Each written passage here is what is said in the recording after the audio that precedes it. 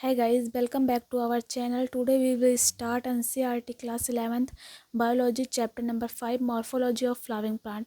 ताकि हम सब लोग प्रीवियस लेक्चर में देख चुके हैं मॉर्फोलॉजी क्या होता है, मॉर्फोलॉजी की हमें क्या ज़रूरत है। तो आज हम इस लेक्चर में पढ़ेंगे रूट के बारे में। तो what is root, types of root, modifications of root और रीजन ऑफ रूट। तो बिना समय गवाए हम पढ़ते हैं व्हाट इज़ रूट।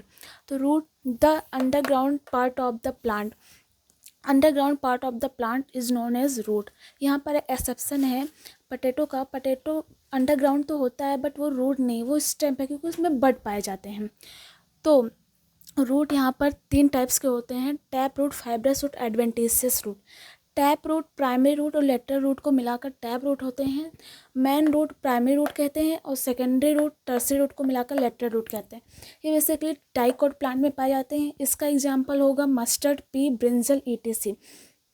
और फाइब्रस रूट यहाँ पर प्राइमरी रूट यहाँ पर शॉर्ट लिव्ड होता है, मतलब कम समय तक जीवित रहता है, उसे हम फाइब्रस रूट कहते हैं।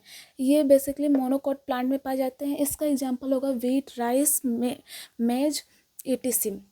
Adventitious root arise from part of the plant other than radical. Radical को छोड़कर प्लांट के अदर पार्ट से अगर रूट निकलता है तो उसे हम एडवेंटिशियस रूट कहते हैं। इसका एग्जांपल होगा ग्रास मॉन्स्टेरा, ग्रास मॉन्स्टेरा और बनियान ट्री एडवेंटिशियस का एग्जांपल होगा। तो यहाँ पर हम मेन फंक्शन ऑफ रूट पढ़ेंगे। तो रूट का फोर फंक्शन है। फर्स्ट फंक्शन इसका है absorption of water and minerals. Second है anchorage to hold and grip, plant को मिट्टी से, सॉइल से जोड़ कर रखता है, उसे हम एंकरेज कहते हैं। तीसरा है स्टोरेज ऑफ फूड। इसका एग्जांपल होगा कैरेट, टर्निप एंड रेडिस।